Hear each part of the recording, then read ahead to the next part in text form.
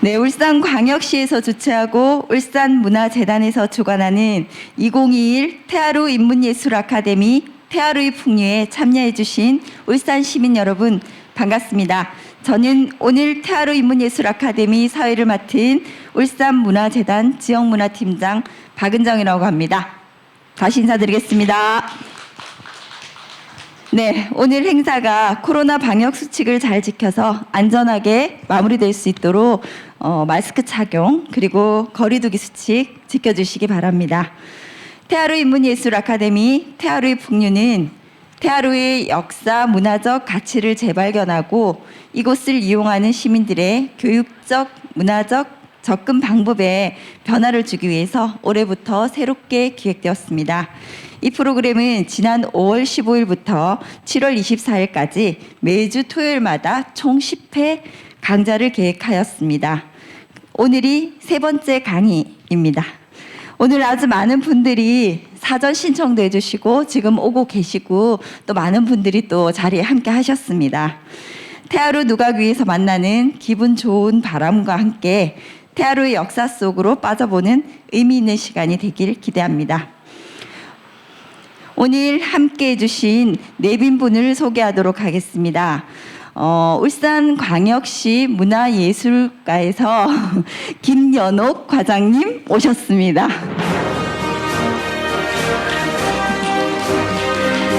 감사합니다. 네, 그리고 오늘 행사를 준비해 주신 예술의 꿈, 문화의 품, 울산 시민의 행복한 삶, 울산문화재단 전수일 대표이사님 오셨습니다. 네, 큰 박수 부탁드리겠습니다. 네, 그럼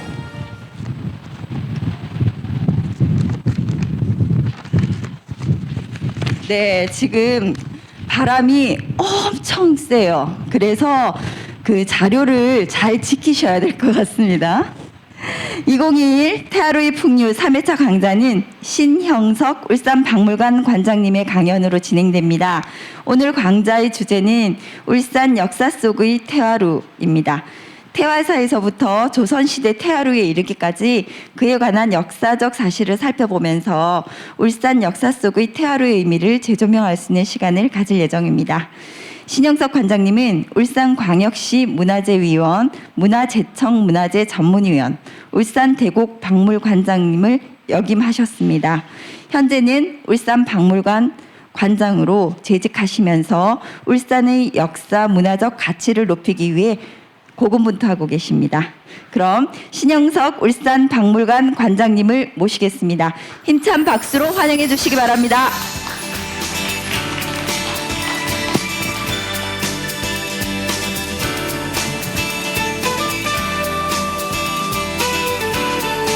예, 여러분 반갑습니다. 울산박물관장 신영석입니다. 예, 오늘 1시간 반 정도 울산 역사 속의 태화루라는 주제로 이 태화루에서 이 강의를 하게 된 것이 저는 너무나 감개무량하고 뜻깊게 생각을 합니다. 아마 울산 역사에서 가장 상징적이고 대표적인 건물을 하나를 꼽으라면 저는 태화루를 선택하겠습니다.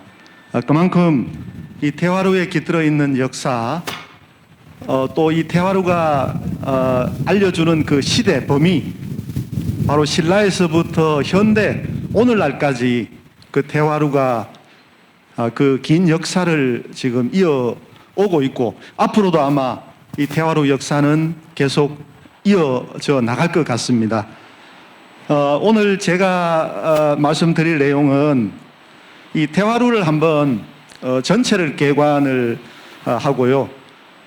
자료에도 보시다시피 이 태화루는 태화사에 그 기원이 있습니다. 그래서 태화사에 대한 설명을 먼저 드리고 태화루가 지금 이 자리에 있는 태화루만 있었던 것이 아닙니다.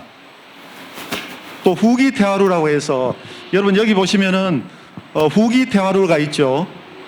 그래서 후기 태화루가 또 있기 때문에 이것을 구분해서 지금 여러분이 앉아있는 이 자리에 있었던 태화루는 원태화루라고 합니다. 원래 태화루. 그리고 다른 장소에 또 다른 태화루는 후기 태화루라고 구분을 합니다. 그런데 후기 태화루로 끝나지 않습니다, 여러분. 후기 태화루가 흘리면서 그 목재가 다시 어떤 정자를 건립하는 데 활용이 됩니다. 그것이 바로 이 강 건너편에 월진, 강 건너편에 지금 이유정이라는 정자가 있습니다. 후기 태화루가 흘리면서 이유정 건립에까지 그 목재가 활용이 되고, 그리고 현대 와서 이 자리에 태화루가 다시 건립되었습니다. 그래서 오늘 제가 드릴 이 내용의 시대 범위는 신라 선덕여왕 때부터 현대까지 1400여 년의 역사가 오늘 다루어지겠습니다, 여러분. 그래서 여러분들이 오늘 1시간 반 정도 들으시면서 몇 가지는 꼭 기억하시면 좋겠습니다. 지금 이 태화루는 어렵게 우리 앞에 다시 건립되었기 때문에 이것을 우리가 제대로 활용하는 것이 좋다고 생각합니다. 그래서 태화루가 울산 문화창달의 중심 공간이 되기 위해서는 바로 우리들이 이 공간을 주인처럼 제대로 즐기는 것이 아닌가라는 생각이 듭니다. 자, 여러분, 태화루를 이제 우리가 이해를 시작하는데요. 바꿀까요? 예. 태화루를 이해할 때 여러분, 자, 조선시대 기준으로 울산은 여러분, 울산과 언양이라는 고을이 두 개가 있었죠. 그래서 서북권은 언양현으로 울산과는 다른 고을이었습니다. 그래서 울산을 대표하는 정자는 바로 태화루라고 할 수 있고, 언양은 또 다른 정자 누각이 있겠죠. 누각이. 그래서 울산 지역과 언양 지역이 다른 고을로 조선시대 또 고려시대 뭐 신라는 물론입니다. 이 지도는 대동여지도입니다. 대동여지도에 보시면은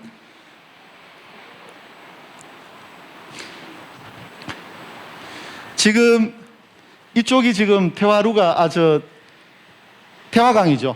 태화강이고 지금 붉은 선으로 구분되어 있는 것은 바로 언양현과 울산 고을을 구분하는 행정구역 경계선입니다.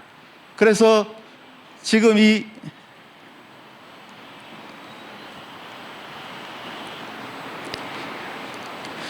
태화루는 바로 태화강의 북쪽에 아마 있었을 겁니다. 그런데 대동여지도가 만들어질 때는 이 원태화루는 없어졌습니다. 임진왜란 무렵에 원태화루는 사라지고 후기 태화루가 있을 때 대동여지도가 그려졌겠죠.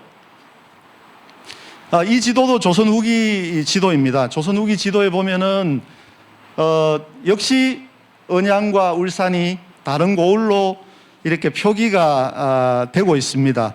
그래서 태화강 줄기가 보이고요.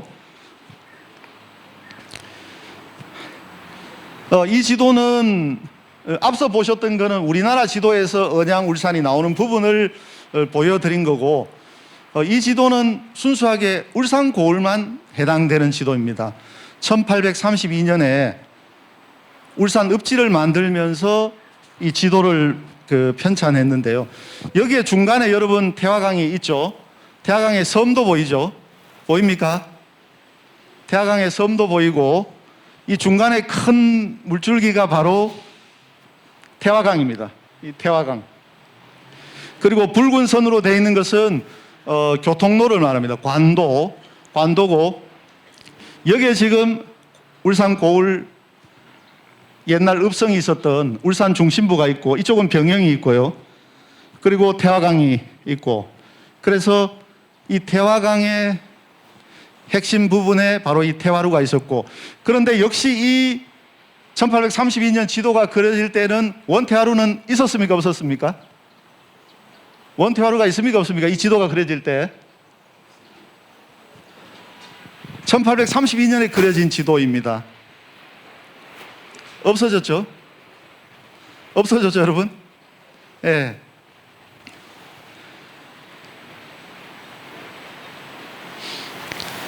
여기에 이제 재밌는 게 여러분 이 부분 보이십니까? 이 뭐라고 되어 있습니까? 혹시 그 자료집에 보시면은 뭐라고 되어 있습니까?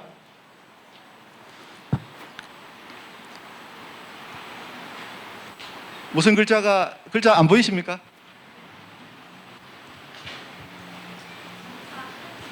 예? 예. 삼산이라고 되어 있죠.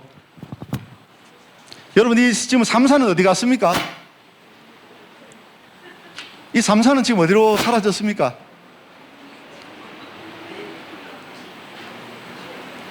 지금 행정구역을 하면 여기는 뭡니까, 여러분? 여기는 울산시 남구 뭡니까?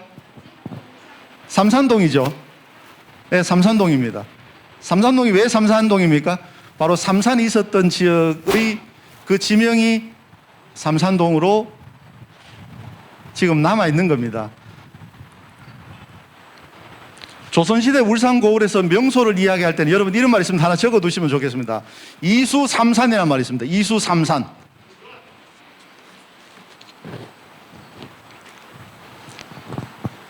조선시대에 울산의 명소를 이야기할 때 이수삼산이란 말을 했는데, 이수는 바로 태화강과 이 동천을 말합니다.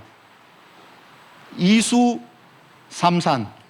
이 지역이 조선시대에 선비들이 즐겨 찾았고 울산을 유람한 사람들이 이 이수삼산을 굉장히 명소로서 널리 알려졌습니다. 언양은 북구남작이라는 말이 있습니다. 언양은 북구남작이라는 말은 무슨 말이냐면은 언양 지역의 대표 명소는 북쪽은 방구대, 남쪽은 작괴천, 이렇게 해서 북구남작이라는 말이 유행을 합니다. 울산은 뭐죠? 이수삼산입니다. 언양은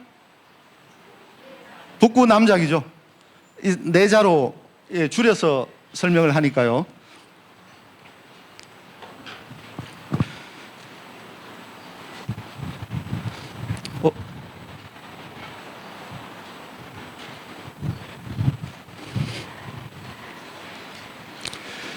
여러분, 조선시대 때 울산은 이제 읍성이 있었습니다. 울산에 읍성이 있었는데 지금 저 테두리는 현재 읍성은 남아있지 않습니다.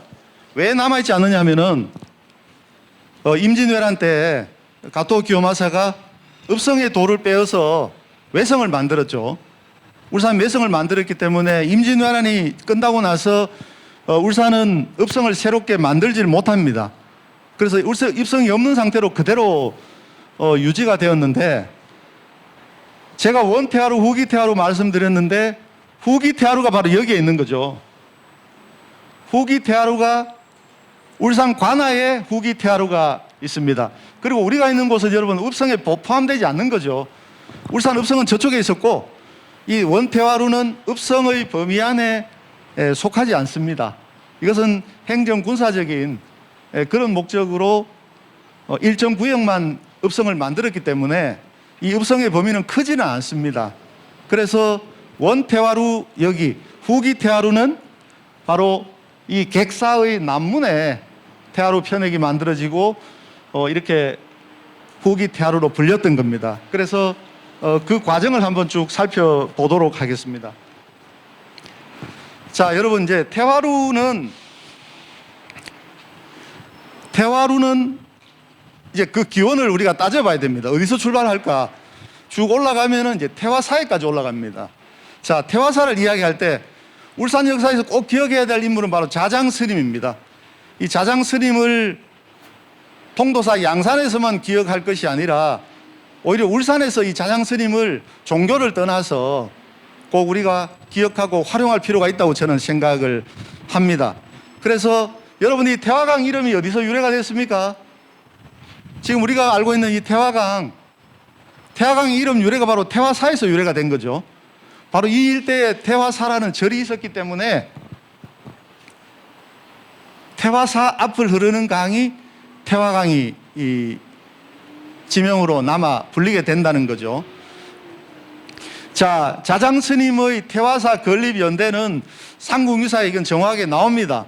왜냐하면 자장은 당나라에 유학을 갔는데 당나라 유학을 갔다가 642년이 되면요. 642년 선덕여왕 때 신라가 백제 의자왕의 침략을 받고 굉장히 그 위기에 빠지게 됩니다. 그래서 신라는 급히 당나라에 사신을 보내어서 그 위기 상황을 당태종에게 알리고 또 하나 요청한 것이 바로 자장 스님의 귀국을 요청합니다. 자장을 귀국시켜서 당시 혼란에 빠진 신라 전국을 수습하려고 합니다. 그래서 자장 스님이 귀국할 때 바로 울산을 통해서 들어옵니다. 643년에 선덕여왕 12년에 자장은 울산에 귀국을 합니다. 그때 귀국하면서 여러분 아시다시피 황룡사 구축 목탑을 만들게 되고 또 신라 왕실의 권위를 높이기 위해서 인도의 크샤트리아 왕족과 신라의 왕족이 같은 신분이라는 것을 자장이 논리를 펴게 됩니다. 그리고 또 한 가지 했던 것이 바로 태화사의 건립입니다. 자장은 중국의 태화지에서 용을 만났는데 그 용이 신라로 가면 경기 남쪽, 즉 서울 남쪽에 절을 지어서 복을 빌면은 뭐 이런 삼국유사의 스토리가 있습니다. 그래서 그런 근거를 가지고 자장 스님이 태화사를 건립을 합니다. 그래서 태화사 건립 연대는 643년 이후가 되겠죠. 643년 이후에 태화사가 건립이 되었습니다. 그리고 태화사가 또 하나 그 의미 있는 것이 바로 석가모니의 진신사리를 보관했다는 겁니다. 여러분 지금 통도사가 유명한 것이 바로 금강계단에 석가모니 진신사리가 있다는 것 때문에 통도사가 유명하지만 본래 그 진신사리도 이 태화사에 있었습니다. 그런데 지금은 형상이 변했기 때문에 태화사 위치가 정확하게 어디인지는 알 수 없습니다. 아마 이 태화로가 있는 이 일원이 사찰의 범위라고 추정을 할 뿐입니다. 여러분 우리가 태화사와 태화루 관계가 이렇게 되는데 하나의 비교를 하면 밀양도 그렇습니다. 밀양도 영남루가 바로 영남사라는 절에서 비롯되었습니다. 그래서 사찰은 그냥 조선시대가 되면 완전히 밀려나고 영남루가 그 밀양을 대표하는 누각이 되듯이 아마 태화사, 태화루의 관계도 이 영남사, 영남루의 관계와 비슷하지 않을까 저는 그런 생각도 하고 있습니다.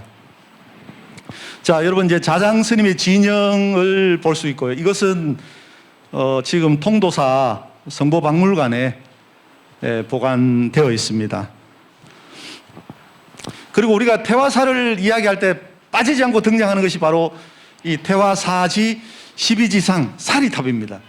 여러분 이것이 발견된 곳이 바로 저 동강병원 뒤쪽에 지금은 아파트로 다 정리됐지만 그 반탄골이라고 하는 곳에서 이것이 발견이 됩니다. 1962년 울산이 공업센터 되면서 울산의 변화가 시작되었을 때 그때 이 사리탑이 발견이 되었습니다.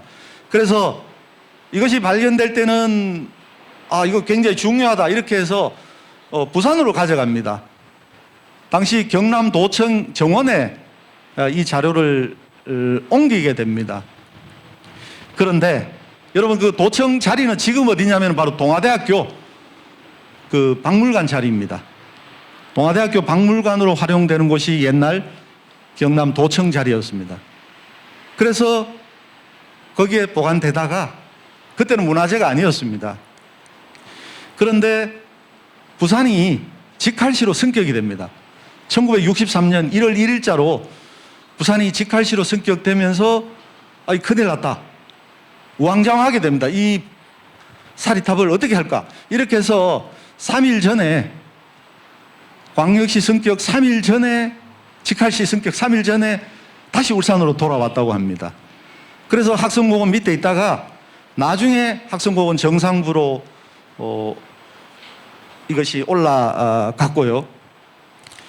아마 여러분들 학성공원에 있었던 이 문화재는 다 기억하실 겁니다. 저렇게 시멘트로 또 쇠로 철로 이렇게 해서 보호를 했던 겁니다. 세월이 지나서 이제 울산박물관 건립이 추진되면서 이 사리탑을 실내로 옮기자 이런 여론이 있었고, 그래서 개관 전에 먼저 이것을 박물관으로 옮겨왔습니다. 그래서 2011년 6월에, 여러분 다음 달에 울산박물관 개관 10주년이 됩니다. 10주년 생일이 6월 22일이 생일인데요. 개관 7개월 전에 먼저 역사실로 이 문화재를 옮겨왔습니다. 그리고 그 전에 66년도에 보물 441호로 이게 지정이 됐습니다. 그래서 지금 여러분 울산박물관에 오시면 이 태화사가 들어가는 문화재입니다. 바로 태화사지 12지상, 본래는 부도라고 불렀는데 2010년에 이것은 부도가 아니다, 부도는 승려의 사리와 이 승려의 무덤이 부도라면 바로 탑은 석가모니의 무덤에 해당되는 거죠. 그래서 이 12지가 조각된 것은 승려의 부도와 격이 맞지 않다는 반론들이 있었습니다. 적어도 12지를 조각하려면 그것은 바로 석가모니의 위상을 가진 탑에 12지를 조각을 하거든요. 그리고 또 한 가지는 이 태화사는 선승, 즉 선종의 사찰로 보기 힘들다는 반론이 있습니다.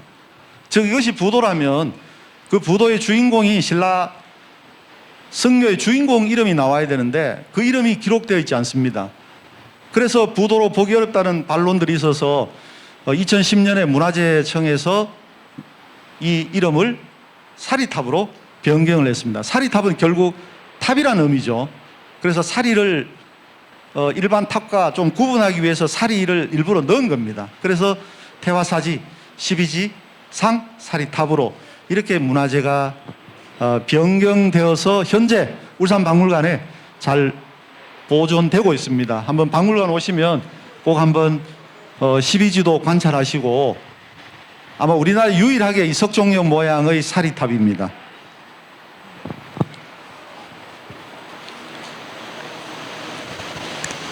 그래서 태화루는 태화사와 관련된 신라 때의 태화사 안의 어떤 누각으로 출발을 했을 겁니다.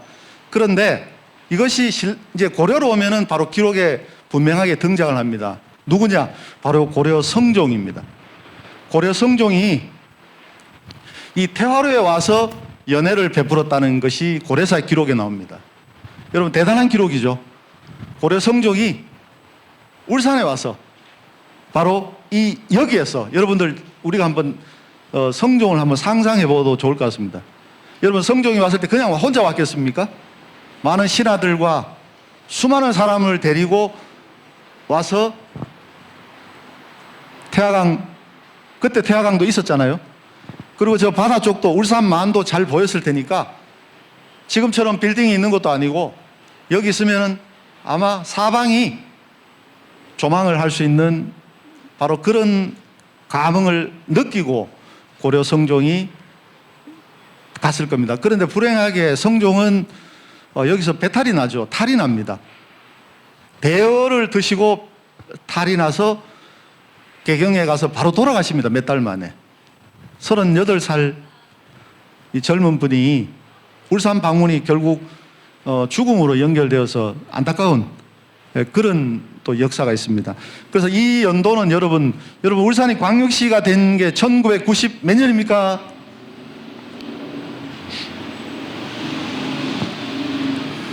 울산이 광역시가 된 게 1997년이죠.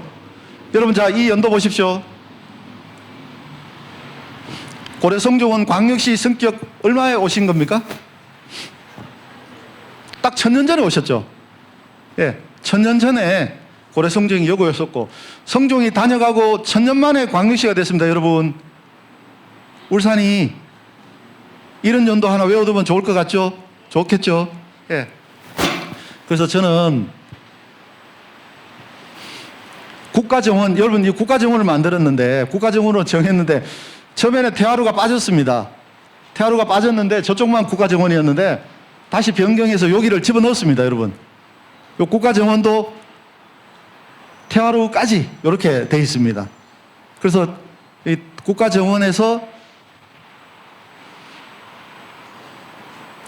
태화루를 좀 더 활용했으면 좋겠다는 게 저의 평소 생각입니다. 저 대나무밭만 활용할 것이 아니라 고려 성종이 행차했던 이 역사적 사실을 우리가 대나무밭을 걸으면서도 고려 성종하고 같이 한번 활용하는 것이 좋지 않을까 이런 생각을 해보게 됩니다. 바람이 셉니다.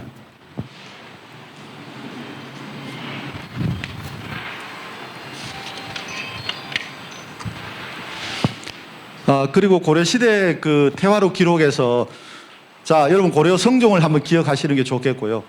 두 번째는 김극기라는 분이 있습니다. 이 대문장가가 울산에 오셨는데, 물론 언양 쪽도 다녀가시고 울산 쪽도 오셨는데, 이 김극기 선생이 태화루에 대한 기록을 남깁니다. 그때는 태화사가 있고 태화루가 있는 것이 잘 묘사가 되고 있습니다. 여러분, 김극기 선생이 태화루에 대한 시를 썼는데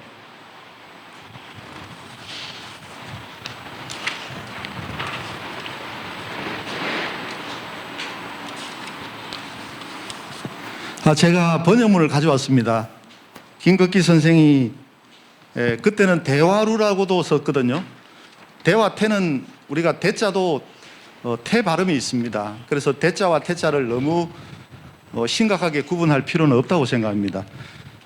자, 김극기 선생이 쓴 이 시를 번역문을 가져왔는데 한번 낭독을 해보실 분 선물도 있습니다.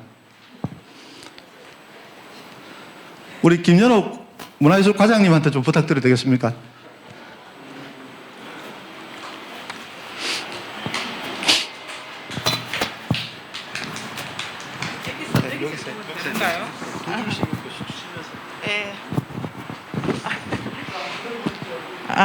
예. 대화루, 김극기. 숲 아래 고요하고 외로운 절이 흰 구름 언덕 위에 높이 기대었네. 북으로는 푸른 산이 둘렀고 남으로는 대나무 숲 물결이 휘감네. 샘물은 구슬 같은 물방울을 쏟아내고 높은 바위는 삐죽삐죽 창을 세운 듯하네. 이끼 낀 오솔길엔 호랑이가 내려오고 연꽃 핀 못은 거위가 앉아서 지키네. 뜨거운 햇살은 난간에 조금 비쳐들고 상쾌한 봄바람은 누각에 불어오네. 산속의 즐거움을 실컷 누릴 수 있으니 누가 다시 다른 즐거움을 물으랴.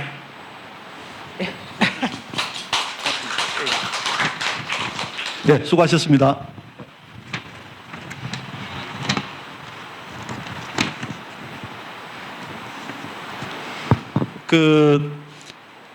김극기 선생이 고려 말에 오셨을 때도 여기는 대나무가 있었고요. 또 호랑이가 나왔죠. 아마 이쪽이 굉장히 으슥해가지고 호랑이도 어슬렁어슬렁 거리고 있고, 그래서 태화루에 대한 기록들이 많지 않은데 우리가 이런 신문들을 꼼꼼히 찾아보면 나무의 식생도 알 수가 있고 또 당시 주변 분위기도 우리가 짐작할 수 있습니다. 여러분, 제가 가지고 있는 이 자료는요, 2011년에 울산시가 태화루 신문집이라고 책을 번역을 한 게 있습니다. 그래서 태화루를 다녀갔던 많은 사람들이 쓴 시들, 개인 문집에 많이 있었겠죠. 자기 문집에 있는 이런 시와 기문 뭐 이런 것들을 발췌해 가지고 울산시가 태화루 건립을 앞두고 책을 낸 게 있습니다. 지금 아마 웬만한 도서관에 가면 이 태화루 신문집을 보실 수가 있습니다. 그래서 우리가 태화루를 제대로 활용하기 위해서는 그런 책도 좀 참고하고, 그 다음에 이 공간을 여러분 친구나 손님 오셨을 때 여기를 안내도 하고 그 내력을 설명도 하고, 이렇게 하면 정말 이 태화루를 우리가 제대로 활용하는 것이 아닌가 하는 생각이 듭니다.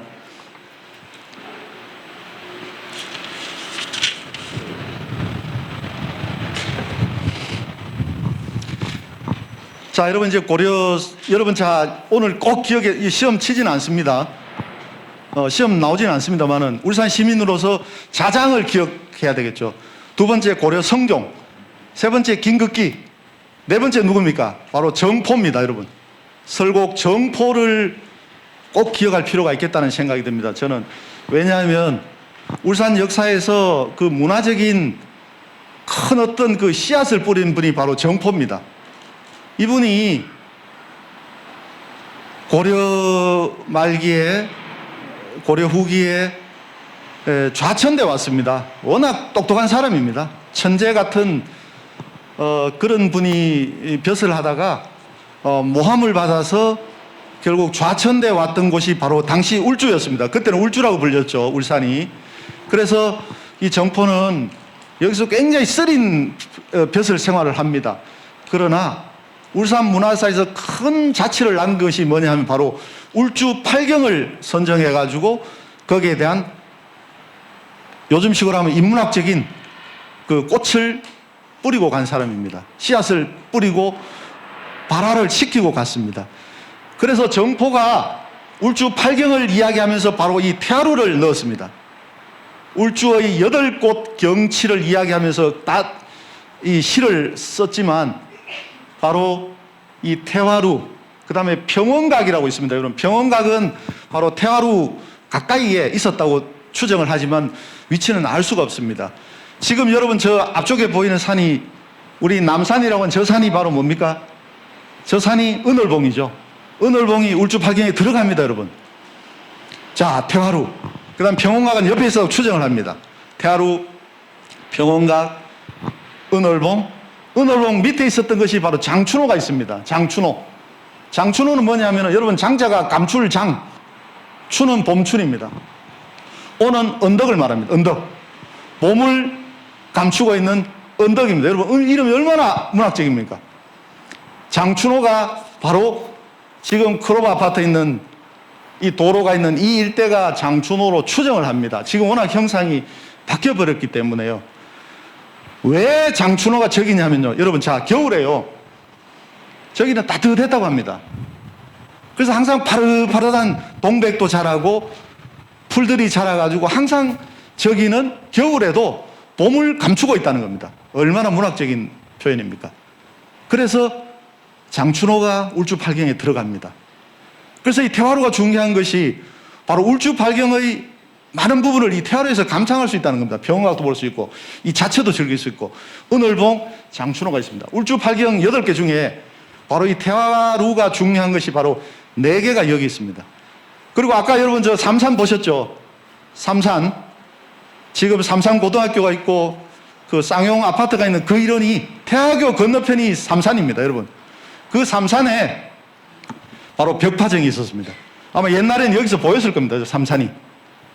지금은 건물이 가려있지만 옛날에는 삼산 3개 봉우리도 보였고 울주 팔경 중에 5 경치를 볼 수 있는 곳이 바로 여기이기 때문에 저는 이것이 굉장히 의미 있는 장소라고 생각을 하고, 그래서 정포가 팔경을 노래했기 때문에 이것이 또 명소가 됩니다. 정포 때문에 후배들은 계속 시를 짓게 됩니다. 조선시대도 울주 팔경 계속 이것이 발전해 나갔던 겁니다. 그래서 울산의 문학 하시는 분들이 저는 정포라는 타이틀을 걸고 뭔가 문학 상도 좀 드려도 좋다고 생각합니다. 울산은 그동안에 무향이었죠. 군사적인 요충지로서 문이 약했던 곳입니다.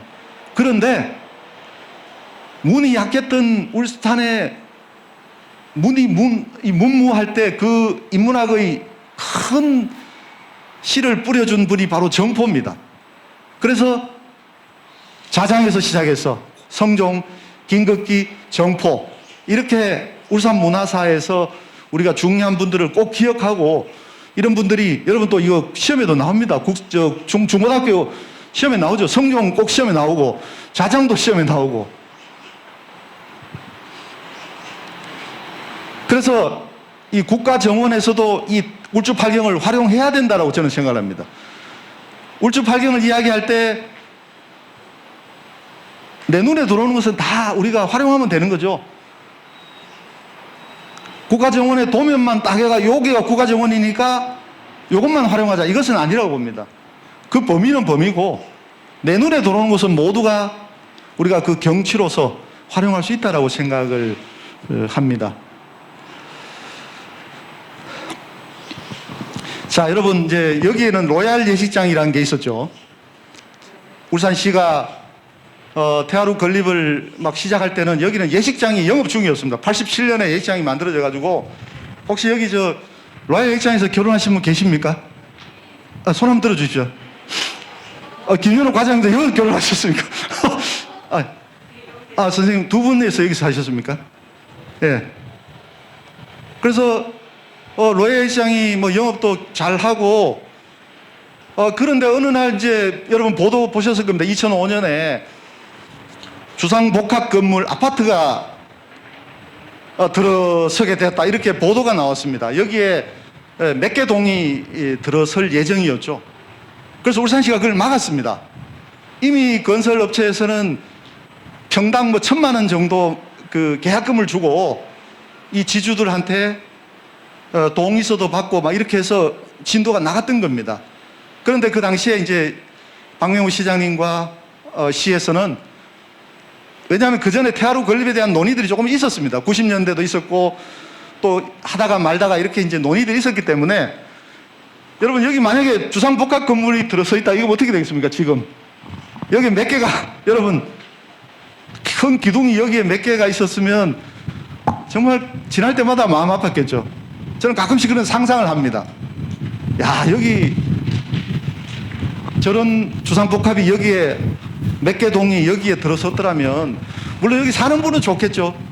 사는 분들이 얼마나 좋겠습니까? 경치 좋고 뭐 바다도 보이고 이 국가 정원을 자기 집 그냥 조망권으로 활용할 수 있으니까 정말 좋겠지만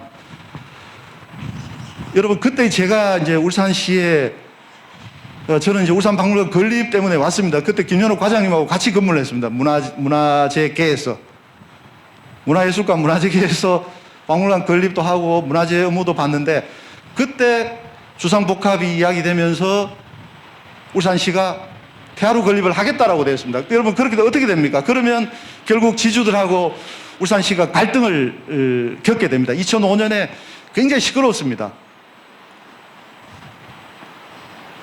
그래서 행정 심판 뭐 이런 것도 하고요.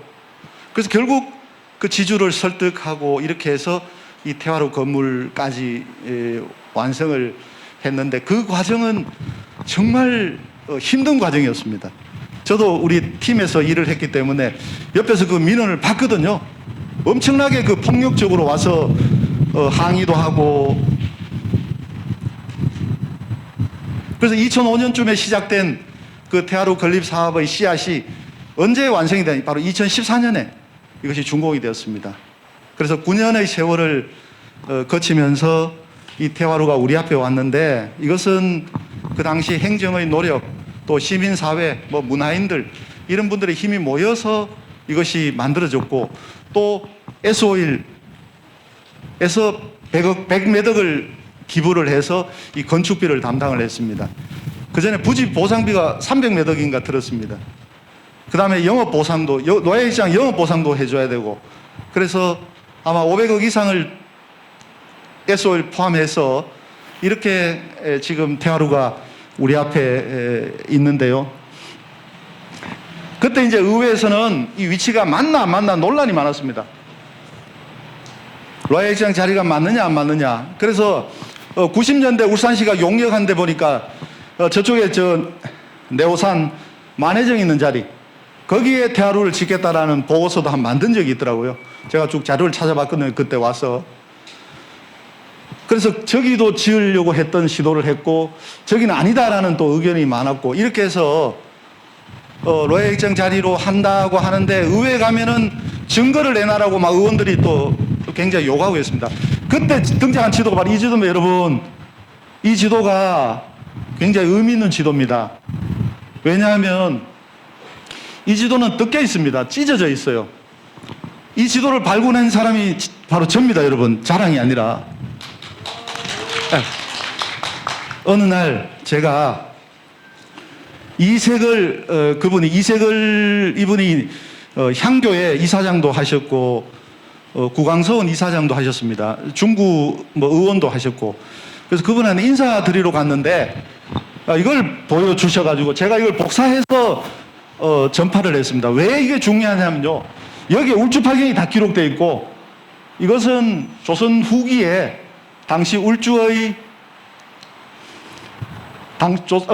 조선 후기에 울산의 주요 명소와 행정, 군사 이런 내용들이 여기에 들어가 있습니다. 그래서 이것은 학성지 필사본 지도라고 저희들이 추정을 했습니다. 왜냐하면 학성지는 울산 최초의 읍지거든요. 1749년에 만들어졌는데 이 읍지를 참고하기 위해서 만든 지도라고 생각을 합니다. 여기 어떻게 되냐, 여러분, 자 이거 보십시오.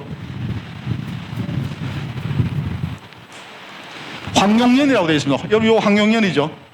우리 용금소 황룡년이 있고요. 여기에 태하루 구지라고 되어 있습니다. 태하루 예터라고 되어 있습니다. 그 다음에 요 뒤에 사직단이라고 있습니다. 여러분, 우리 종묘 사직할 때 조선 후기에는 사직단이 이쪽에 있었습니다. 저 관아가 저 있지만 사직단을 이 서쪽에다가 사직단을 만들었는데 바로 태하루 예터 안쪽에다가 사직단을 만들었고, 여기에 태하루 구지라고 되어 있고, 여기에 평원각이라는 글자도 있습니다. 그 다음에 뭐 벽파정, 뭐 백년암, 울주팔경의 내용들이 다 수록되어 있고, 바로 이게 바로 동원입니다. 병영입니다. 병영성. 경상좌도 병영성이 있고, 이쪽이 성곽 없이 있는 곳이 바로 울산 읍성이 있는 울산 관아가 있는 곳입니다. 그래서 산도 보이고, 사찰이라는 정보도 있고, 이 지도가 조선 후기 울산을 이해하는데 굉장히 이것이 중요한 그런 지도입니다. 그래서 제가 그때 과장님도 굉장히 시달렸고 해서 이 지도를 제가 판을 만들었습니다. 판을 만들어 가지고 의원님들한테 이걸 들고 왔습니다. 태하루 구지 노란색으로 이렇게 표시를 해가지고, 그래서 의원님들 이 자료가 설득을 시킨 겁니다. 그래서 태하루 부지 논란이 정리가 된 것이 바로 이 지도입니다. 그래서 여기에 민원 상대로 해서 이제 부지 보상이 이루어졌던 겁니다. 나중에 옛날 뉴스도 한번 제가 가져왔는데 시간이 되면 보여드리겠습니다. 자, 여러분, 이제 고려시대를 흘러서 이제 조선시대로 왔습니다. 조선시대는 이 원태화루는 두 번의 또 기록이 나옵니다. 바로 중건 기록이 있습니다. 고려 후기를 지나면서 여기는 외구의 침략도 많았고, 아마 조선시대가 되면서 여기는 굉장히 쇠락한 태화루였던 것 같습니다. 그래서 그 전에 한 가지, 여러분, 자, 우리가 그냥 영남 삼루의 하나였다 이렇게 뉴스 많이 나오잖아요. 태화루가 이제 영남루, 촉성루, 태화루 이렇게 해서 우리는 영남 삼루라고 하는데, 여러분, 영남 삼루라는 기록이 있습니까, 없습니까? 어디 기록이 있습니까? 이거 기록이 없습니다. 자기 동네에서 자랑하는 거죠. 여러분, 경상도에서 영남루는 빼기가 애매하겠죠? 영남루는 무시 못하죠? 여러분, 촉성루 무시 못하죠? 두 개는 무시 못합니다. 자, 그러면 이제 마지막 세 번째는 자기 걸 집어넣습니다. 자, 안동 가면은 영어로 자기 정자 집어넣습니다. 영남 삼루 영어로. 김해 가면은 연자로 자기 거 넣습니다. 1번, 2번은 할 수 없으니까. 울산은 태화루를 넣고, 이렇게 해서 이 삼루라는 것은 반드시 기록에는 없다 하지만, 그러나 지역에서 그 의미와 어떤 상징을 높여서 우리가 3대에 집어넣는 겁니다. 그래서 영남 삼루의 하나, 남이 어느 정도 인정을 해주기도 하고 좀 애매하다라고 남들은 판단할 수도 있는 거죠. 자, 이제 조선시대가 되고 쇠락한 이 건물을 다시 한번 크게 만드는 게 1401년입니다. 1401년에 이 지울주사라는 말은 요즘 말로 하면 그냥 울산시장이란 말입니다. 지울주사, 울산시장으로 있었던 손광년이라는 분이 이제 이것을 다시 짓게 됩니다. 왜 짓냐면은, 여러분, 태종 이방원의 장인 민재라는 사람, 여러분 민씨잖아요. 태종 이방원의 그 부인이, 왕비가. 이방원의 장인 민재가 울산에 사신으로 왔습니다. 왜 이 양반이 울산에 왔냐면, 여러분, 우리 태봉 있잖아요. 왕실의 구정원이 태어나면 그 태를 묻기 위해서 전국의 명당에 묻습니다. 근데 아마 이분이 그 임무로 영남을 다녔는데, 그때 울산에 와서 아마 이 태봉도 조사를 했던 것 같습니다. 와보니까 이 태화루가 막 쇠락해 있어서, 그래서 안타깝게 생각했는데, 이 안노생이라는 사람이 경상도 안찰서로 간다고 자기한테 인사로 왔을 때 그때 민재가 야, 너 그거 가면 태하루를 좀 중수 좀 해라. 이렇게 해서 경상도 당신은 안찰사라고 불렀습니다. 관찰사가 아니라.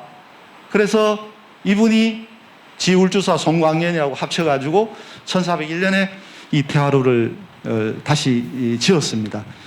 그리고 이 태하루의 역사를 다시 기록한 것이 바로 기문입니다. 기문.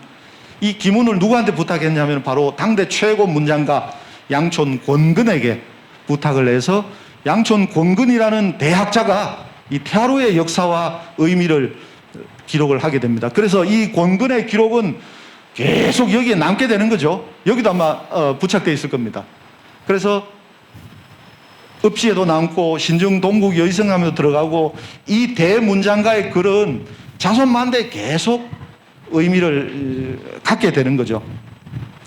그리고 또 세월이 한 2세대가 지났습니다. 세월이 지나니까 또 이 건물이 쇠락해 갑니다. 바로 성종대에 박복경이라는 울산 군수가 이것을 다시 짓게 됩니다. 그래서 짓고 나서 누구한테 이 기문을 부탁했냐면은 바로 당대 또 최고 문장가가 서거정입니다. 호가 사가정인데 이 서거정 선생한테 기문을 부탁해서 태화루 중신기라는 것을 쓰게 됩니다. 그래서 서거정은 직접 이 태화루도 다녀갔고 태화루에 대한 시도 있습니다. 그리고 나중에 자기한테 기문을 부탁하니까 바로 승낙을 하고 이 기문을 지어줬습니다. 그래서 조선시대에 이 두 번의 이 중건 기록이 있다는 것이 굉장히 울산 문화사에서 의미 있고요. 서거정은 이런 표현을 합니다. 여러분 보십시오. 크고 넓은데 상당히 크고 넓게 만들었는데 새로 칠해서 옛날보다 더욱 아름다워졌다라고 했습니다. 즉 1401년의 태화루 규모보다 1484년의 태화루는 좀 더 멋지게 태화루를 건립했다는 것을 알 수가 있습니다. 여러분, 자, 우리 2014년에 이 태화루가 다시 여러분 만들어졌는데 지금 이 태화루의 규모는요, 영남루보다 클까요? 작을까요, 여러분? 영남 최고의 누각이지만 우리가 태화루를 다시 짓는다. 그럼 여러분 같으면 어떻게 생각하십니까? 태화루하고 비슷하게? 아니면 똑같게? 태화루보다 큽니다. 영남루보다 큽니다, 여러분. 예. 여러분, 저 목조 건축이요. 목조 건축은 이 정면에서 보면은 이 이제 기둥과 기둥 사이를 한 칸이라고 합니다. 한 칸, 두 칸, 세 칸, 네 칸. 그래서 정면 몇 칸, 측면 몇 칸 이렇게 이제 이야기하는데 영남루는 여러분 정면 몇 칸인지 아세요? 영남루는 정면 5칸입니다. 즉 기둥이 6개가 있는 거죠. 한 칸, 두 칸, 세 칸. 맞죠? 근데 우리는 몇 칸입니까? 정면, 여러분, 영남루 5칸인데 우리는 7칸입니다. 훨씬 크게 지었습니다. 여러분, 서울에 경회루 있죠? 경복궁에 경회루가 정면 몇 칸인지 아십니까? 경회루가, 왕실의 경회루가 정면 7칸입니다. 여러분, 자, 인터넷 검색 한번 해보세요. 경회루 검색하면 사진 나옵니다. 그거 기둥 한번 헤아려보세요. 한 칸, 두 칸, 세 칸, 네 칸, 5에서 7칸입니다. 그리고 측면은 우리가 4칸이죠. 측면 4칸. 하나, 둘, 셋, 넷. 그래서 정면 7칸에 측면 4칸짜리로 이거 새로 건립했습니다. 근데 조선시대에 몇 칸인지는 알 수가 없습니다. 정확하게. 몇 칸이라는 기록은 남아있지 않습니다만, 그러나 서거정은 옛날보다 더 아름다웠다. 이렇게 표현을 하고 있습니다. 그래서 옛날에는 경치 아름다운 거 중요하지만 누가 다녀갔냐는 게 중요합니다. 어떤 분이 다녀가고 어떤 분이 시를 썼고 거기에서 스토리가 있는 것이 그 격을 좌우합니다. 여러분, 영남루, 척성루는 그 또 지문집을 냅니다. 자기들도 시를 다 모아가지고 지금 번역된 게 나와 있습니다. 그래서 울산시도 태화루 건립 전에 그 태화루 시문집을 만든 이유가 바로 거기에 있습니다. 그것이 바로 격을 이야기하고 권위를 이야기하는 겁니다. 자, 김극기, 정포, 여러분도 김시습 아시죠? 우리 조선시대 그 생육신의 한 사람 김시습도 다녀가셨습니다. 서거정, 또 여러분 저 무오사화 때 부관 참시 당했던 김종직 선생도 여기 와서 시를 썼습니다. 또 양의지는 요번에 양의지 무덤이 문화재로 지정되죠. 그래서 양의지 바로 학성이 씨 장가를 이쪽으로 들어가지고 그래서 양의지도 여기도 자취를 남겼고요. 김한국 뭐 많은 분들이 여기에 있습니다. 그런데 원태화루는 1592년 임진왜란 전후에 이것이 없어졌습니다. 그 이후에는 태화루를 다시 만들지 못했습니다. 이 자리에는. 그래서 기록에는 앞서 보셨다시피 여기를 표시할 때는 바로 태화루 예터, 태화루 구지라는 말로 이것이 적혀 있습니다.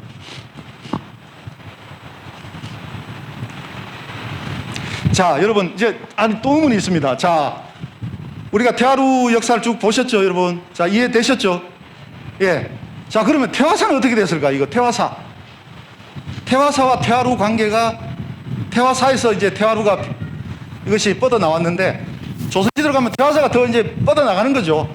불교 국가니까, 유교 국가니까 숭유, 억불이니까 불교는 쇠퇴해 갑니다. 그러나 이 태화사가 바로 없어지진 않았습니다. 그것도 우리가 추적을 해볼 수 있는 거죠. 자, 상국유사 쓰신 일현 스님 때에는 태화사가 있었습니다. 고려 후기까지 있었습니다. 그리고 설곡 정포가 오셨을 때도 역시 태화사가 있습니다. 우리가 시를 보면은 태화루 옆에 태화사가 있는 것으로 묘사가 되고 있습니다. 그리고 조선시대 이원이라는 분의 글에도 있고 이래서 고려말 조선 초에는 태화사가 한쪽에 있었습니다. 이것이 기록으로 확인이 됩니다. 그런데 신증 동국 여지승이라는 책이 있습니다. 1530년에 나온 이 책에는 태화사가 언급되어 있지 않습니다. 조선 후기는 물론이죠. 조선 후기에는 역시 없어졌다고 이제 기록이 되어 있고, 자, 이것이 이제 하나의 그 기준이 되는데, 제가 하나 기록을 찾은 게 있습니다. 제가 찾은 게 뭐냐면은 1519년 자료를 찾았습니다. 1519년에 이 황사우라는 사람이 울산에 왔습니다. 이 사람은 왜 왔냐면은 그때 벼슬이 경상도 도사였습니다. 경상도 관찰사를 데리고 같이 업무 보러 다니는 사람이 황사우였습니다. 나중에 판서도 하고 했지만 왔을 때는 낮은 벼슬이었습니다. 여러분, 1519년은 뭐냐면 바로 김효사와 조광조가 희생되었던 김효년에 왔습니다. 1519년에 왔을 때 그때 이분이 뭐라고 글을 썼냐면은 이 사람이 일기를 썼습니다. 제 영남 일기라고. 영남 이 경상도에서 벼슬할 때 이 일기를 썼는데 그때 이분이 역시 태화루에 여기 올라왔답니다, 여러분. 황사우가 태화루에 왔고요. 그리고 숙박을 어디서 했냐면 바로 태화루 옆에 있는 절방에서 잤다고 되어 있습니다. 그러니까 1519년까지 태화루 옆에 사찰이 있었던 것으로 추정이 됩니다. 그리고 이분이 시를 썼어요. 시를 썼는데 뭐라고 되어 있냐? 누정은 절터에 서 있고, 자, 여러분, 그때 탑도 있었습니다. 예탑은 우뚝한데, 이런 표현이 있습니다. 그래서 1519년까지 태화루 옆에 태화사가 존재한 것으로 저는 판단을 합니다. 그리고 그 태화사는 단순히 불교의 사찰이라기보다는 요즘식으로 하면 관용 게스트하우스처럼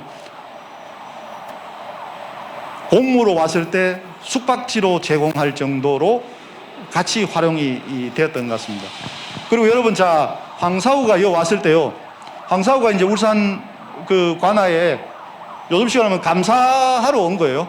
감사하러 이제 경상도 관찰사하고 감사하러 왔는데, 자, 그러면 여러분, 동원에서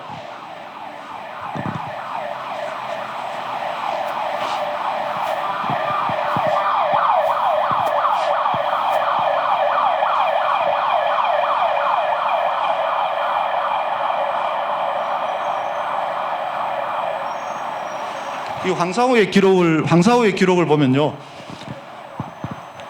그때 왔을 때 울산 관청의 기록들을 어떻게 하냐면 여기 와서 감사를 받습니다. 여기서 펼쳐놓고 황사우와 경상도 관찰사한테 울산 그때는 군수였죠. 울산 군수하고 그 관리들이 여기 와서 그걸 했습니다. 그래서 우리가 사극을 보면서 역사를 많이 이해하는데 그 사극의 폐단 중에 하나가 바로 이런 거죠. 주로 사극에 보면 이런 데서 뭐 합니까, 여러분? 기생하고 여기서 노는 모습을 드라마에서 많이 봅니다.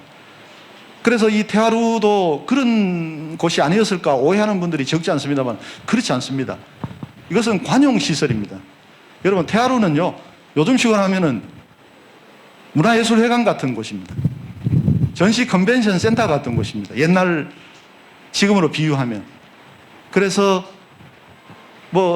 그런 이제 그 술 마시고 노는 것도 있었겠지만 그것은 연회의 하나의 일종이지 그것이 이 공간의 전부, 그 활용의 전부는 아니었다는 겁니다. 왜 제가 이 말씀 드리냐면요, 여러분 한번 뉴스 검색해 보시면요, 우리가 2005년부터 태화루 건립에 대한 논란이 많았잖아요. 민원도 많았고 거기에 수백억 쓸 필요가 있냐라는 여러 가지 항의 성명도 나오고 그런 것들 제가 옆에서 다 봤습니다. 그때 어떤 단체가 성명을 발표한 게 있습니다. 뭐라고 했는지 아십니까? 그때 어떤 기관에서 뭐라고 성명을 발표했냐면은 이런 말입니다.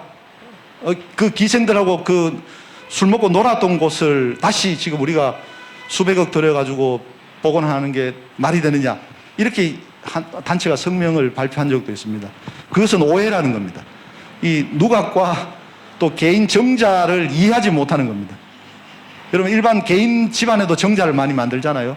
그것은 개인 거지만 이 루라는 것은 물론 개인도 룰을 만들 수 있지만 그러나 이 정도 규모는 바로 요즘식으로 하면 관용시설, 관용공간이라는 거죠. 그래서 이제 이런 기록들을 우리가 저는 계속 지금 추적을 합니다. 혹시나 태화루에 대한 단서가 있을지. 그래서 어떤 기관에서 책이 오면 좀 들여다봅니다. 혹시나 울산에 대한 기록들이 그런 편린들이 있는지를. 이런 것도 우연히 제가 찾았습니다.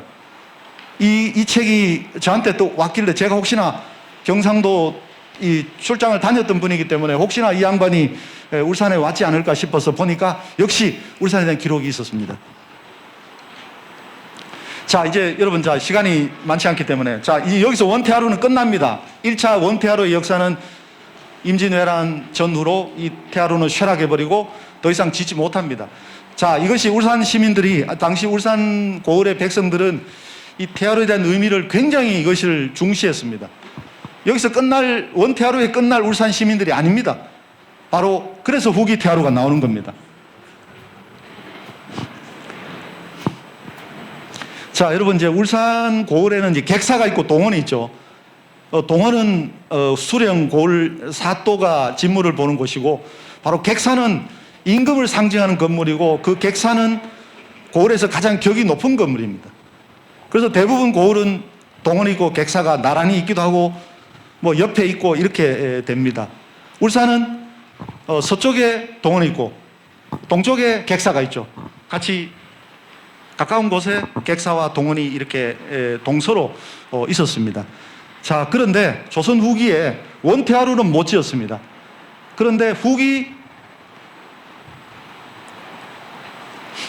울산 객사의 이름은 학성관입니다. 여러분, 울산이 학성이라는 벼로가 있죠. 고려 성종이 학성이라는 별명을 지어줬는데 울산은 학성이라는 말을 계속 많이 씁니다. 읍지 만들 때도 학성지라고 하고, 객사를 짓고 학성관이라는 이름을 달고, 여기도 문이 있죠. 여러분, 객사도 이제 문이 있으니까 그 남쪽 문에다가 태화루라는 현판을 붙였습니다. 거기도 뭔가 이름을 붙여야 되겠죠. 그래서 객사로 들어가는 남쪽 문에다가 태화루라는 이름을 붙여서 그때부터 태화루라고 부릅니다. 그래서 처음에 제가 태화루 역사를, 그때 과장님이 저보고 태화루 역사를 좀 조사할, 의회에서 하도 계속 논란을 벌이니까 어느 날 과장님이 이제 저보고 2005년에 태화루 역사를 한번 정리해보라고 저한테 말씀을 하셨습니다. 그래서 그때 태화루 역사를 보니까 저는 그때 후기 전기를 구분을 못했습니다. 처음에 후기 태화루도 이것이 이상하다, 조선 후기가 있었던 게 아닌가라고 처음에 그렇게 생각했습니다. 그런데 나중에 다 정리해보니까 원태화루, 후기 태화루로 이렇게 구분 사료를 나눠서 봐야 된다라고 제가 이제 깨닫게 되었습니다. 저도 울산 사람이 아니었기 때문에 울산 온 지 2년 차에 태화루 역사를 자료를 쫙 찾아보니까 이것이 굉장히 혼란스럽게 되어 있었습니다. 그래서 분류해서 지금은 어느 정도 정리를 이제 한 상태죠. 이제 학성관도 원래 임진왜란 때 불타버렸는데 이제 조선 후기에 이 학성관을 새로 짓습니다. 이 연대도 이 확실한 연대입니다. 1667년 이 유지립이라는 울산 부사가 학성관을 새로 지었습니다. 그래서 거기다가 태화로 편액을 붙였는데, 근데 요게 이제 요때부터 붙였느냐는 알 수는 없습니다. 1667년부터 태화로 편액이 붙었는지 아니면 한참 지나서 붙었는지 그거는 논란이 있습니다만, 일단 기준은 바로 1667년이 기준이 될 것 같습니다. 후기 태화로의 시작을요.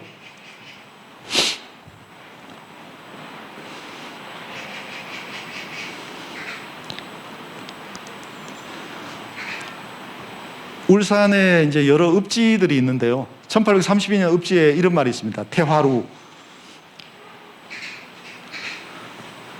누정이라 해서 태화루가 먼저 나옵니다. 태화루. 번역을 하면은 고을 서쪽 올이 황룡연 위에 있었다. 이렇게 돼 있죠. 이전에 어진 인물들이 많이 논일고 읍주렸던 곳인데 지금은 없어졌다. 이렇게 돼 있습니다. 당연하죠. 원태화루 없어졌잖아요. 임진왜란 때. 1832년 당연히 없어진 상태입니다. 여기 뭐라고 되어 있냐면 이후에 누각 이름을 학성관 남쪽 종루에 옮겨 걸었다. 이 말이죠. 즉 학성관은 바로 객사입니다. 객사 남쪽 이 누각을 뭐 종을 걸어서 종루라고도 불렀는데 여기다 걸고 태화루라고 불렀다는 거죠. 읍지가 이것을 다시 또 말해주는 겁니다. 자, 여러분, 이 학성관의 사진들이 남아 있습니다. 우리가 그 일본 학자들이 뭐 조선 고적 도보 만들면서 사진을 많이 찍었거든요. 그 책에 수록이 되어 있습니다. 그 수십 권 책 속에 울산의 문화재들도 수록이 되어 있는데 바로 학성관이 이 모습입니다. 굉장히 그 건물도 크고 멋있었습니다. 이 학성관이. 그리고 남쪽의 문이 바로 이 남문루가 태화루죠. 이 태화루가 걸려있는. 그래서 여기 들어가면 하나 문 하나 또 있고 재성문이라는 문이 또 있습니다. 또 있고 들어가면 이 객사 공간을 만나게 됩니다. 1907년에 울산에도 학교가 생기는데 바로 이 객사 학성관이 학교가 됩니다. 울산 공립보통학교로 활용이 됩니다.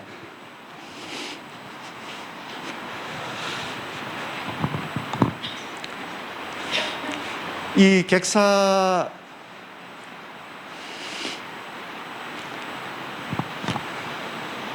이 사진이 또 굉장히 중요해요. 왜 중요하냐면 여러분요, 이 사진이 여기에 개 한 마리가 나옵니다. 보이십니까? 개 꼬리 한번 보십시오. 자료집 혹시 보이십니까? 여러분 지금 경주에 천년기념물 개 있잖아요. 동경견이라는 거 아시죠? 꼬리 짧고 꼬리 없는 개가 여기에 나옵니다. 여러분, 여기 동경견이 1910년 이전에 울산에도 많이 돌아다닌다는 걸 알 수가 있습니다. 그래서 울산 경주시가 동경견 천년기념물을 할 때 이 자료가 활용이 됐습니다. 자기들 그 자료로.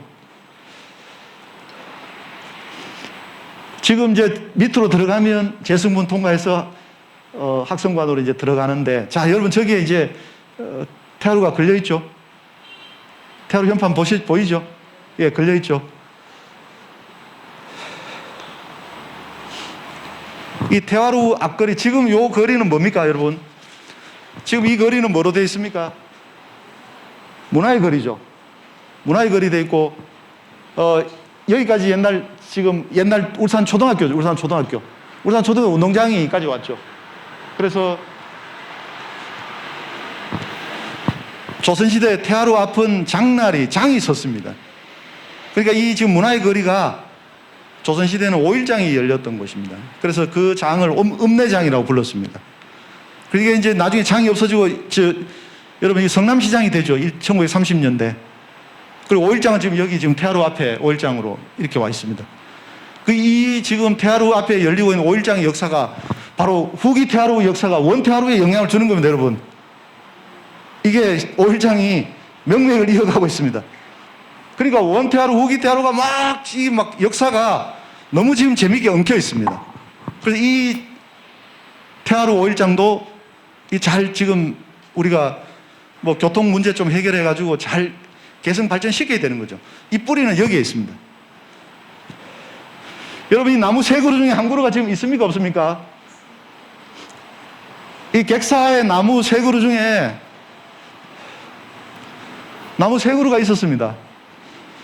지금 울산초등학교, 구 울산초등학교 운동장에는 저 한 그루가 살아 있습니다, 여러분. 객사는 사라지고 학성관은 사라졌지만 나무 한 그루가 역사를 말해주고 있습니다.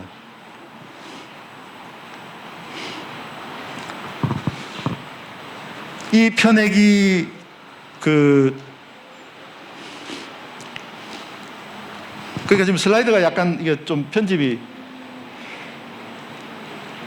이게 약간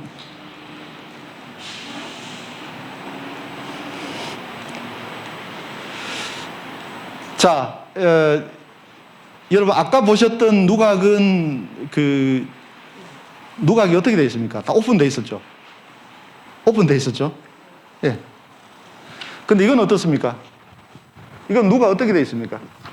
막혀 있죠. 자, 여러분 일제 시대로 오면서 누각이 또 한 번 변신을 했다는 겁니다. 후기 태하루는 그냥 오픈된 채로 누각의 형태로 있었는데 1920년대가 되면요, 이 누각을 유리로 막아가지고 이것이 울산 최초의 도서관이 됩니다, 여러분. 울산 최초의 도서관이 1923년에 울산 공립보통학교 정문이잖아요. 울산 공립보통학교 정문에 울산 당시 이 유지들이 돈도 내고 해가지고 도서관을 만들었습니다. 그래서 이 도서관으로 활용될 때의 모습입니다. 그런데 이 지금 태하루도 역시 또 운명을 맞게 됩니다. 왜냐하면 공립보통학교로 사용되는데 일제는 학성관도 헐어버립니다. 1930년대에 학성관도 헐어버리고 신식 학교 건물로 운영을 하는데 또 운동장을 확장한다는 명분으로 이 태하루 건물을 뜯어내려고 합니다. 그때 울산 은민들이 이걸 지키려고 했습니다.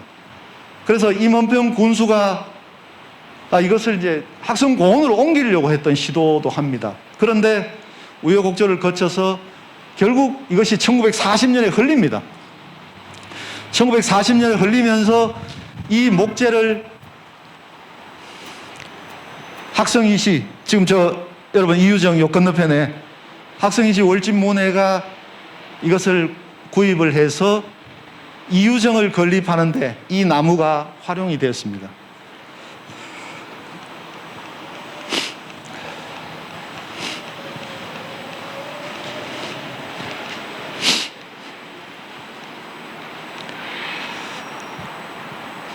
그래서 태하루가 흘리면서 학성 이시가 이 나무를 목재 기와를 다 이제 구입을 할 때 그때 따라온 것이 바로 이겁니다, 여러분. 현판도 따라왔습니다. 그래서 70년 동안 이걸 보관을 했죠. 학성 이시 월진모내에서 자기 집에 이 현판을 보관을 했습니다. 이 편액은 뒷면은 진남루라고 되어 있습니다. 뒷면은 진남루라고 해서 그래서 객사의 나무는 한때 진남루라고 불린 적도 있었다는 겁니다. 그래서 이 태화로 앞면 뒷면으로 해서 편액을 활용을 했습니다. 그래서 울산박물관 건립 전에 이 현판이 박물관으로 기증이 됐습니다.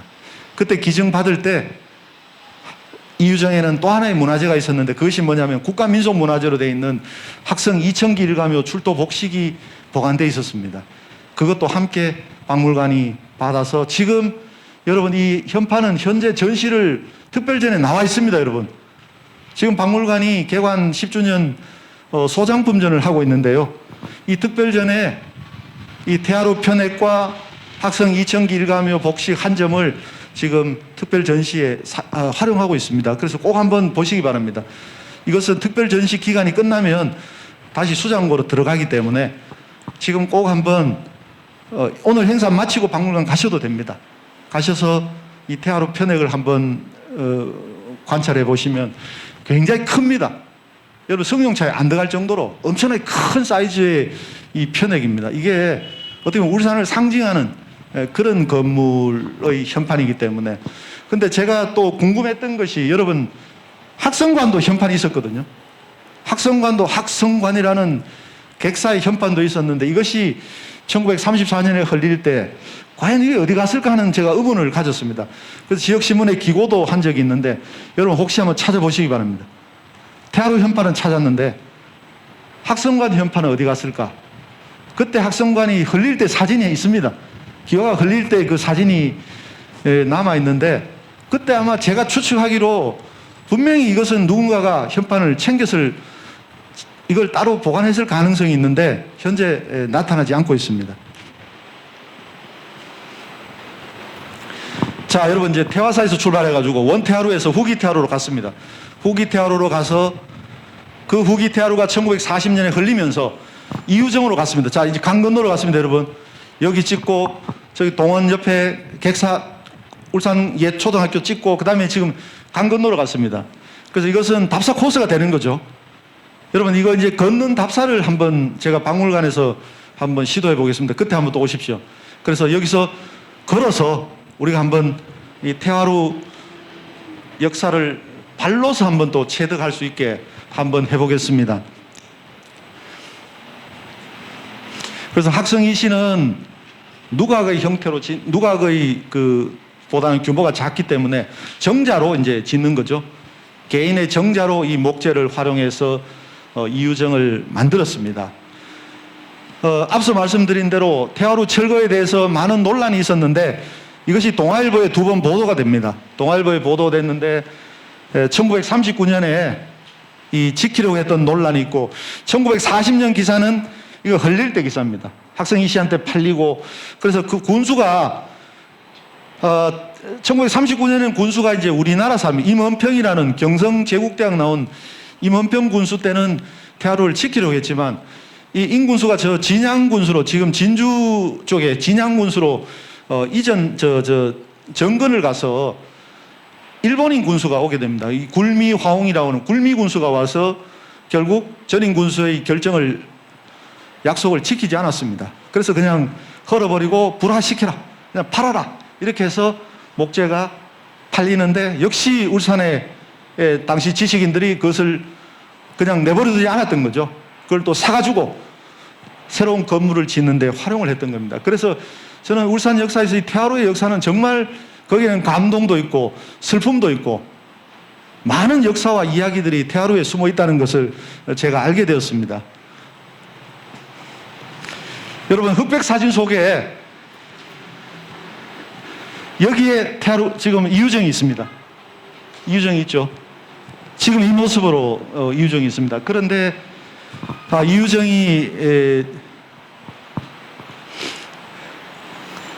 제가 2004년에 울산시에 왔습니다. 제가 왜 이거 기억하냐면은 제가 오니까 우리 김연옥 과장님께서 제 옆자리에 있었는데 작년에 이유정이 불탔다는 말을 했습니다. 2003년에 이유정이 불이 나가지고 그래서 2004년에 저는 울산시에 왔을 때는 이유정 폐허된 이유정을 봤습니다. 그냥 불타고 완전히 잔해의 이유정을 봤는데 다시 이유정을 새로 지었습니다. 시에서 보조하고 문중에서 돈을 내어서 현재 이유정은 이 모습으로 새로 복원되어 있습니다. 그래서 이유정은 1940년에 만든 정자지만 원래 이유정은 옛날 정자입니다. 1600년 정자입니다. 여러분 이유정은 이동영이라는 사람의 호이면서 정자 이름입니다. 그래서 이유정, 이동영 선생의 호가 이유정이고 이유정은 또 정자 이름이고 이렇게 중의적으로 쓰이게 됩니다. 그래서 원래 이유정이 있었는데 문중에서 나중에 없어지고 나니까 학성이에서 이유정을 새로 세워야 된다라고 이제 고민하고 있었는데 그때 태화로 목재가 불화가 되니까 그것을 구입해서 자기 정자를 이제 새로 지은 거로 이해하시면 되겠습니다. 그래서 이유정, 이동영 선생에 대한 스토리가 또 많습니다. 이것은 울산 박물관 오시면 또 해결될 내용들입니다. 지금 이유정에 가면은 이동영 선생이 사용했던 벼루가 있습니다. 여러분, 이 큽니다. 이 돌 벼루가 있습니다. 여기에 선비들이 먹을 갈고 시회를 하고 했던 것입니다. 그리고 울산 출신으로서 소옥과 생원에 급제했던 과거 합격증도 있습니다. 여러분 소과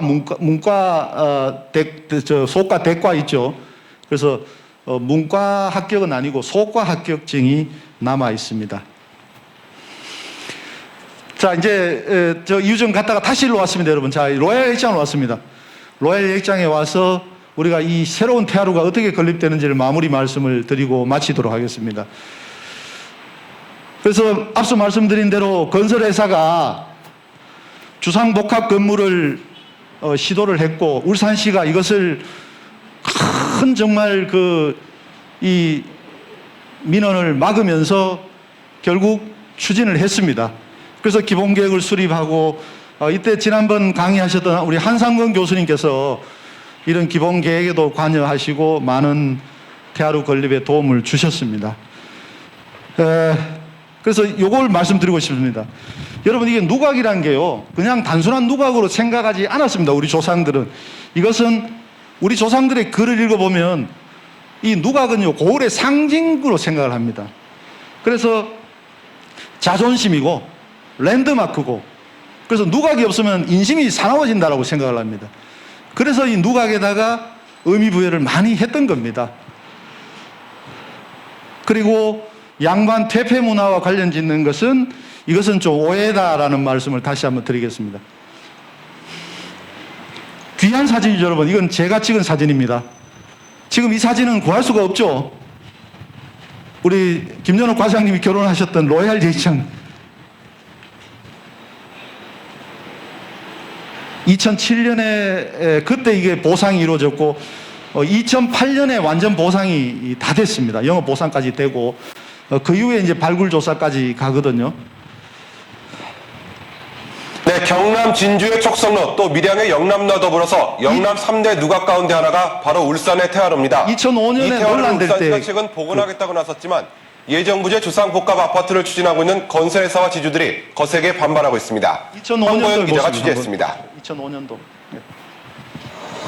옛 선인들이 문집과 지리서에서 그 존재가 확인된 울산 태화로.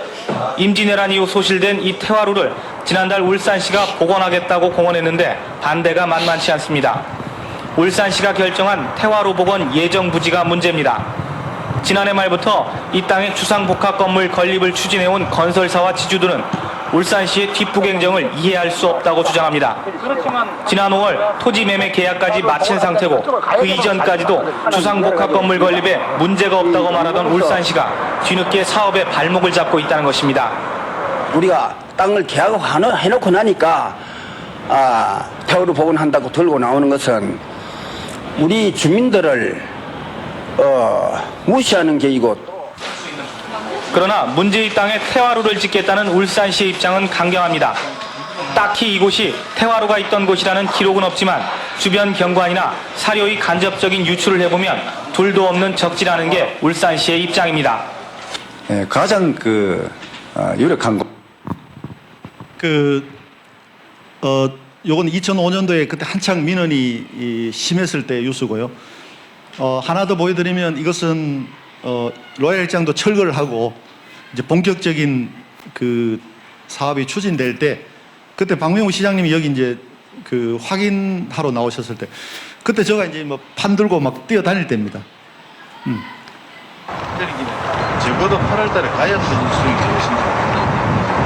그 다음에 대지편을 해야 예, 생긴 대지편을 해야 되는데 여기서부터 50% 남은 건 어떻게 할까요? 남은 게 지금 그런데 부지 보상자 전체 36필지 중에 34필지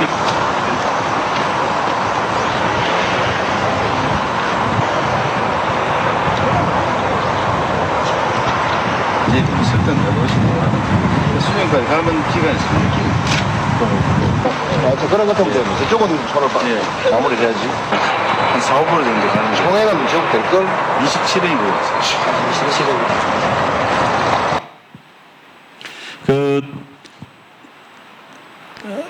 제가 그냥 이렇게 한번 검색을 해보니까 이런 뉴스가 있어서 2개 정도 오늘 가져왔습니다. 저도 이거 다 잊고 있었는데 이번에 재단에서 강의 요청을 해주셔서 너무 감사드립니다. 저도 옛날 생각을 해볼 수 있고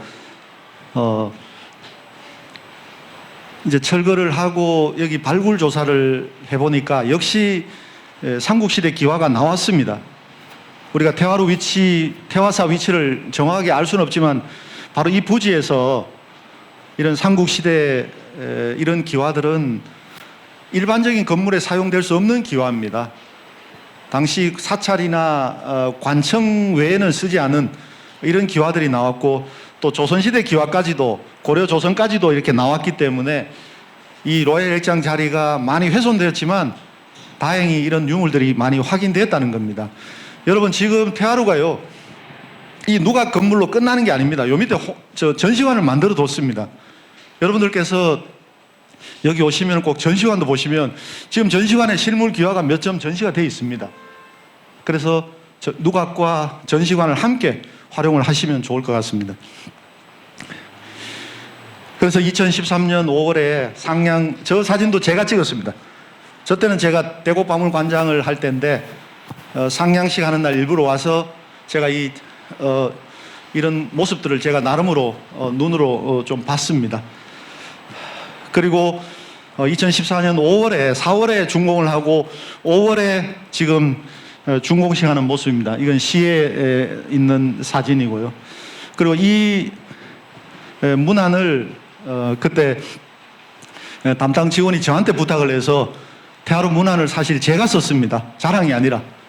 어쩌다 보니까 태화루 역사가 계속 저한테 문화재계에서 시작을 해서 문화시설팀이 만들어져서 태화루 건립과 박물관 건립을 하다가 2009년 7월에 이제 박물관 추진단이 생기면서 저는 이제 독립을 해 나왔습니다. 문화시설계가 태화루 건립을 완료를 했고 지금 현재 태화루 관리는 우리 김연옥 과장 계시는 문화예술과 문화시설계에서 계속 이것을 관리하고 있습니다. 그래서 박물관 추진단으로 나왔고 박물관으로 빠져나왔지만 이것이 어떻게 인연이 되어가지고 또 저 문안을 한번 가실 때 저 문안을 한번 읽어보시기 바랍니다. 저는 가능하면 쉽게 쓰려고 했습니다.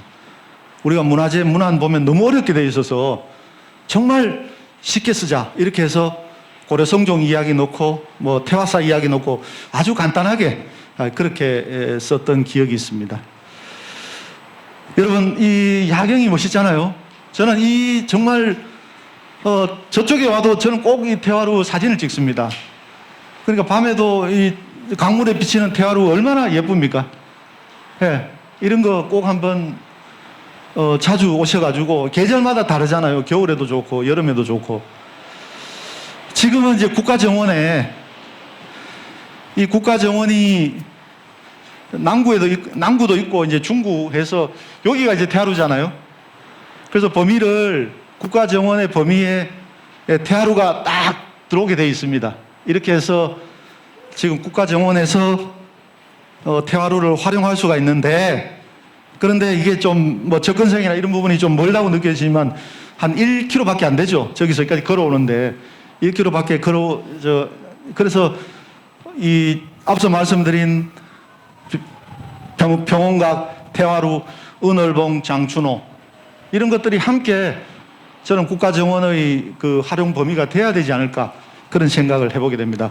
자, 마무리 하겠습니다. 저는 이 태화루가 울산 역사의 대표 건물이었기 때문에 굉장히 힘든 과정을 거쳐가지고 새로 태어났습니다. 지금 2014년 이후에 우리 앞에 태어난 이 태화루는 제 개인적으로는 정말 이곳이 문화 창달의 중심 공간으로 좀 더 발전되기를 늘 소망하고 있습니다. 그래서 울산을 찾는 뭐 기빈들이나 해외 유명한 뭐 이런 분들이 꼭 태화루를 방문하셔서 새로운 울산 역사에 좀 기여를 했으면 좋겠습니다. 대통령이나 총리가 오시더라도 바로 이 태화루에 오셔가지고 고려 성종이 행차했던 것처럼 그런 역사도 설명을 하고 의미를 좀 설명을 하면 이것이 후세 역사가들이 또 태화루의 명성을 이어가는데 활용이 되지 않을까 그런 생각이 듭니다. 마지막으로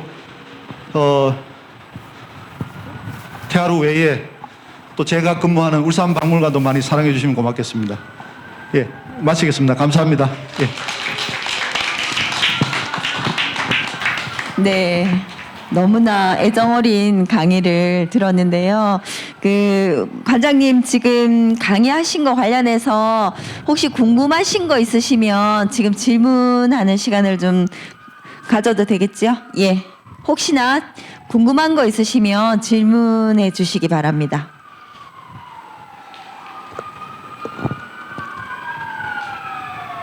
네, 없으신가 봅니다. 네. 그러면 반대로 관장님께서 오늘 강의하신 거 관련해서 딱 3가지만 퀴즈를 좀 내주시기 바랍니다. 선물이 있죠. 네, 선물이 준비되어 있습니다. 제일 빨리 손든 분을 해야 되겠죠. 예. 그러면 제가 울주 팔경을 처음 정해가지고 노래했던 그분의 호를 말씀해 주시면 됩니다. 예. 예, 호. 그분의 호를 말씀하셔야 됩니다. 예. 설경 아닙니다. 예, 정포는 이름인데, 우리 선생님, 예, 설곡 정답입니다. 네. 축하드립니다. 또 네, 이번 퀴즈.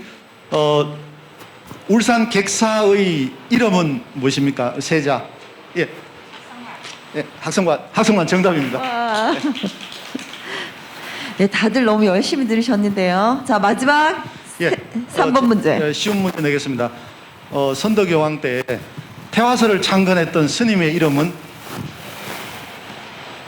예. 우리 이쪽 저 남자분 기회 드리겠습니다. 마이크. 생각 안 나. 앞부분. 자장. 예, 자장 스님 정답입니다. 네, 감사합니다. 그러면 지금은 저희가 그 아카데미 이번에 올해 준비하면서 강의와 체험을 함께 준비하는데요. 오늘은 저 나눠드리는 엽서에 그 태화루라는 삼행시를 짓는 시간을 가지도록 하겠습니다. 그래서 오늘 최고 베스트 2분은 이거와는 전혀 다른 선물이 준비되어 있습니다. 그래서 태화루 삼행시 짓는 시간 3분 갖도록 하겠습니다.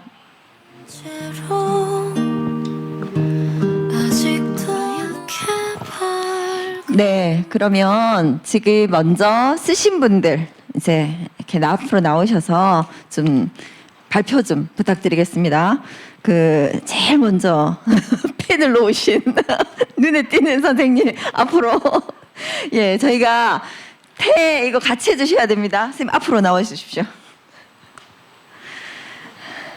네, 오늘 그냥 같이 어울리는 거기 때문에 부담 갖지 마시고 자, 다 같이 시작. 태고의 아름다움이 숨쉬는 이곳. 화사로운 역사가 살아있는 이곳. 루는 두음법칙에서 누누이 빛나는 태화루여. 우와, 시가 한 편 나왔습니다. 예. 자, 일단 참여 선물은 드리도록 하겠습니다. 발표하신 분 중에 최종 베스트는 2분 뽑도록 하겠습니다. 관장님께서 뽑아주시기로 하셨습니다. 자, 그 옆에 선생님도 한번 한 수 읊어주시죠. 네. 자리에서 하시겠습니까? 거기서 쓰셔서, 그 자리에서 서서, 자, 우리가 앞에 넣어드려야 되죠. 자, 시작. 태산이 높다 하되 하늘 아래 강이로다. 화선지에 그려도 이곳만큼 아름다운 곳이 있으리. 죄송합니다. 강인 줄 알았어요. 강으로 했습니다. 강이 벗이 되고 꽃이 노래하니 영원한 울산의 누각이로다. 네, 태화강입니다. 예, 좋습니다. 태화 시리즈로 가도 괜찮습니다. 그리고 제가 계속 시키는 건 좀 그렇지만 선생님 아까 다 쓰신 것 같으시던데 다 같이 네. 운 넣습니다. 시작. 태하루 기나긴 울산 역사와 함께 고고히 섰구나. 화강암보다 견고하고 루비보다 더 빛나니. 와, 예. 바로바로 다 여기 태화로 누각에 딱 2시간 앉아 있으니까 다들 시인이 되셨습니다. 예. 그리고 다른 우리 보자. 네, 저기 맨 뒤에 모자 쓰신 선생님. 예, 반갑습니다. 태화의 또 다른 뜻은 화평 즉 평화, 누대 이어지리 큰 평화의 울산. 예.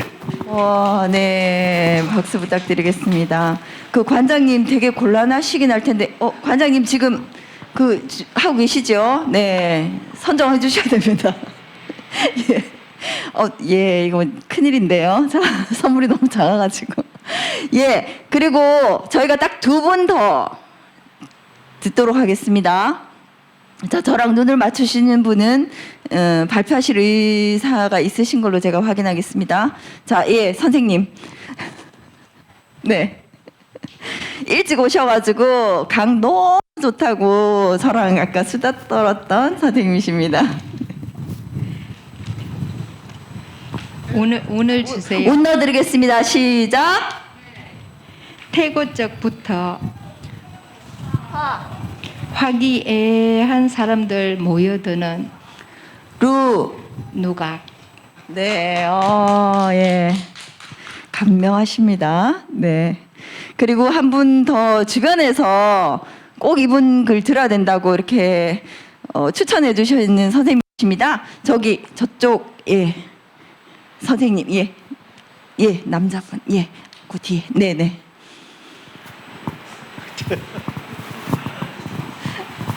자, 다 같이 운 넣겠습니다. 운 소리가 너무 작은데요. 지금 마지막인데요. 다 같이 소리 한번 크게 한번 지르겠습니다. 자, 운 들어갑니다. 시작.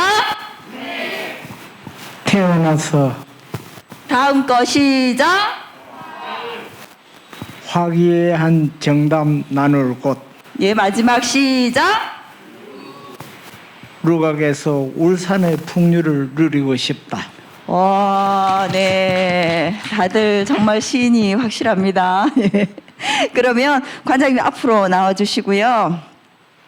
혹시나 정말 쓰신 거나 꼭 좀 발표하고 싶어요 하시는 분 계십니까? 네, 없으신 걸로 하고 발표하신 분 중에서 관장님께서 예, 2분을 예, 선정하겠습니다. 모두가 너무 잘하셨습니다. 그래서 다 드려야 되는데 2분밖에 못 드리게 되어서 너무 좀 죄송합니다. 첫 번째는 우리 태화의 화평을 노래하신 우리 김정주 선생님한테 예, 드리겠습니다. 맨 뒤에 예, 모자 쓰신 예, 선생님 축하드립니다.